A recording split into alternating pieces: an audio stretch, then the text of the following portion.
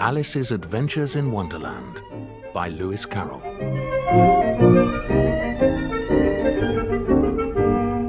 Alice was beginning to get very tired of sitting by her sister on the bank and of having nothing to do. Once or twice she had peeped into the book her sister was reading, but it had no pictures or conversations in it. And what's the use of a book, thought Alice, without pictures or conversation? So she was considering in her own mind, as well as she could, for the hot day made her feel very sleepy and stupid, whether the pleasure of making a daisy chain would be worth the trouble of getting up and picking the daisies, when suddenly a white rabbit with pink eyes ran close by her. There was nothing so very remarkable in that, nor did Alice think it so very much out of the way to hear the rabbit say to itself, oh dear, I shall be too late." But when the rabbit actually took a watch out of its waistcoat pocket and looked at it, and then hurried on, Alice started to her feet, for it flashed across her mind that she had never before seen a rabbit with either a waistcoat pocket or a watch to take out of it, and burning with curiosity she ran across the field after it, and fortunately was just in time to see it pop down a large rabbit hole under the hedge. In another moment down went Alice after it, never once considering how in the world she was to get out again. The rabbit hole went straight on like a tunnel for some way, and then it dipped suddenly down, so suddenly that Alice had not a moment to think about stopping herself before she found herself falling down a very deep well. Down, down, down. Would the fall never come to an end?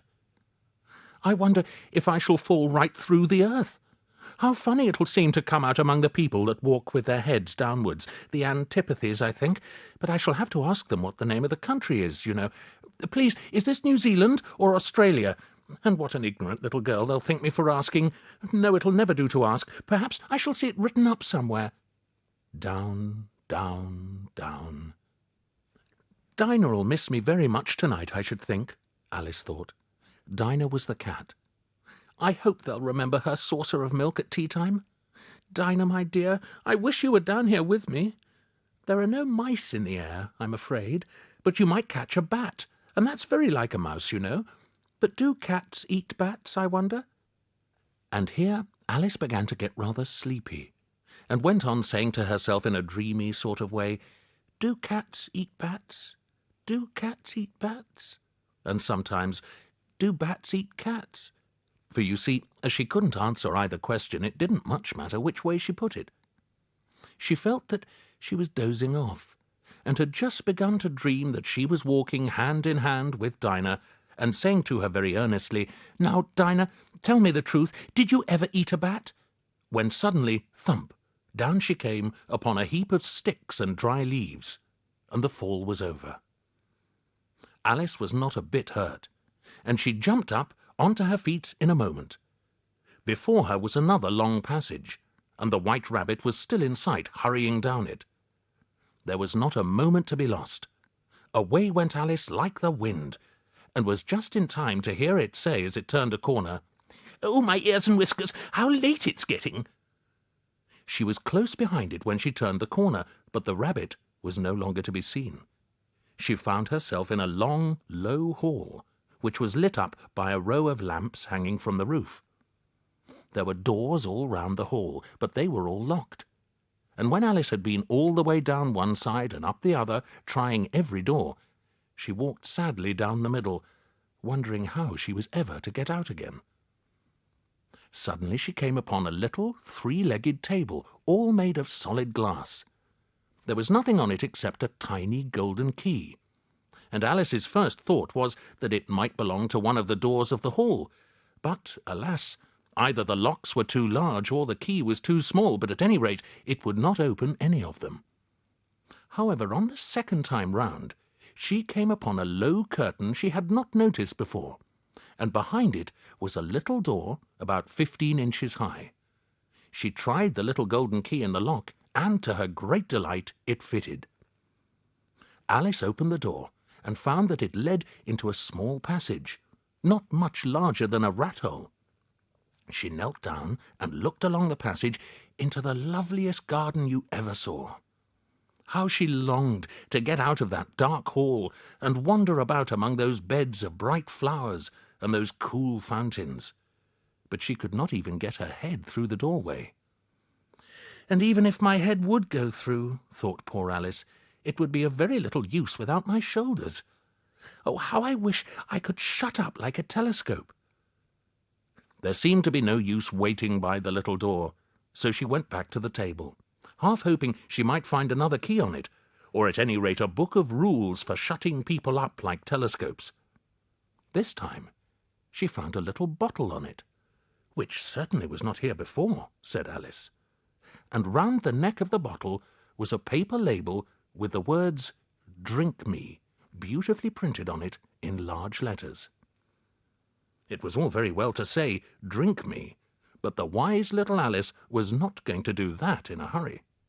"No, I'll look first," she said, "and see whether it's marked poison or not," for she knew that if you drink much from a bottle marked poison, it is almost certain to disagree with you, sooner or later. However, this bottle was not marked poison, so Alice ventured to taste it, and finding it very nice, it had in fact a sort of mixed flavour of cherry tart, custard, pineapple, roast turkey, toffee, and hot buttered toast, she very soon finished it off. "What a curious feeling," said Alice. "I must be shutting up like a telescope." And so it was indeed. She was now only 10 inches high, and her face brightened up at the thought that she was now the right size for going through the little door into that lovely garden. But, alas for poor Alice, when she got to the door, she found she had forgotten the little golden key, and when she went back to the table for it, she found she could not possibly reach it. She could see it quite plainly through the glass, and she tried her best to climb up one of the legs of the table, but it was too slippery.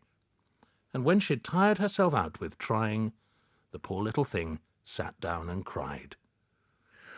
"Come, there's no use in crying like that," said Alice to herself rather sharply. "I advise you to leave off this minute." She generally gave herself very good advice, though she very seldom followed it, and sometimes she scolded herself so severely as to bring tears into her eyes.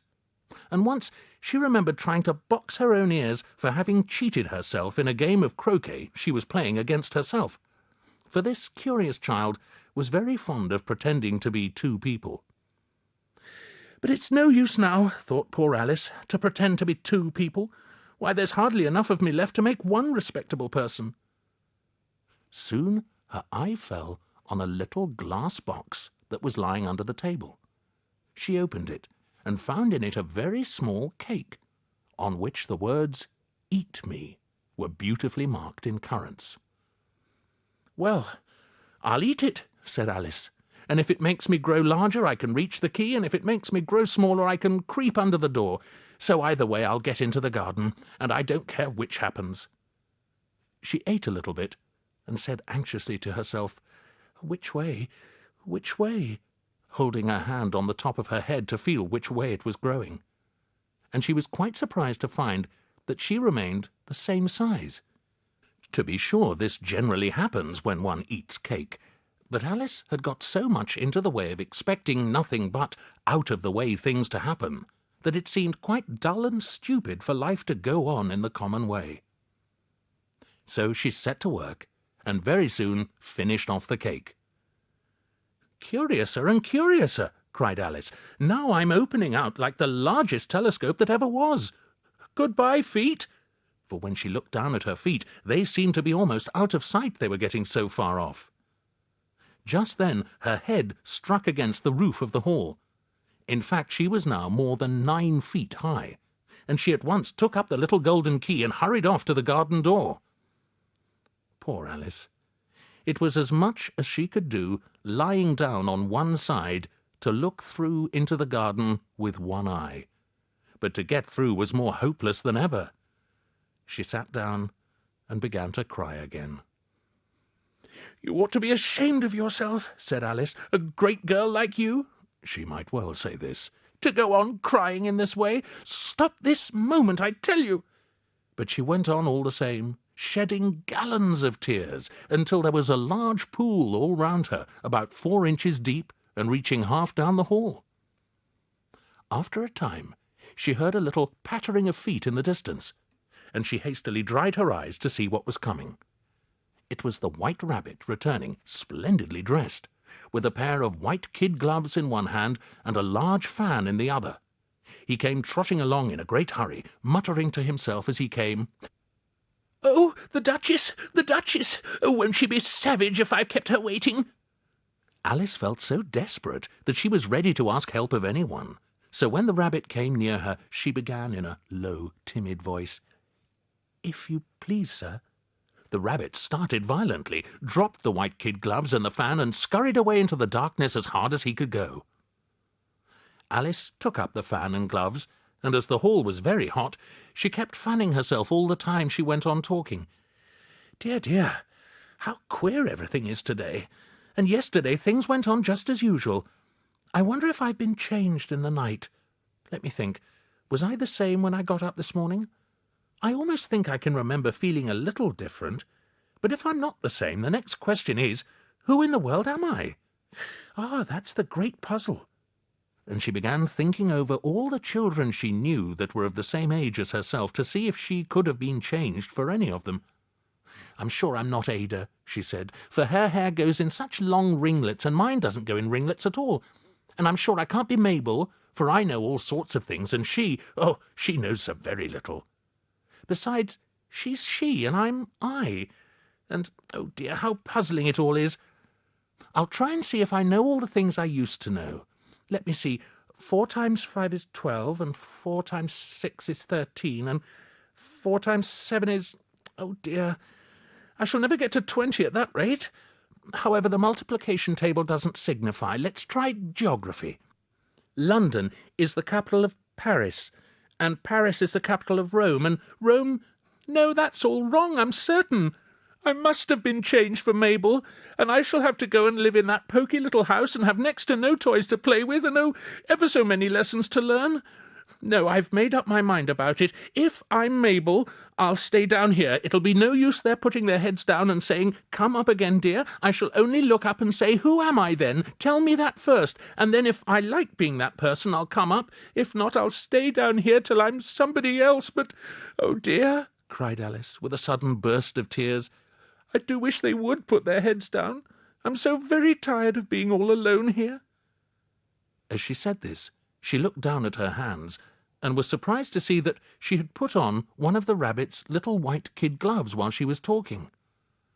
"How can I have done that?" she thought. "I must be growing small again." She got up and went to the table to measure herself by it, and found that, as nearly as she could guess, she was now about 2 feet high, and was going on shrinking rapidly. She soon found out that the cause of this was the fan she was holding, and she dropped it hastily, just in time to avoid shrinking away altogether.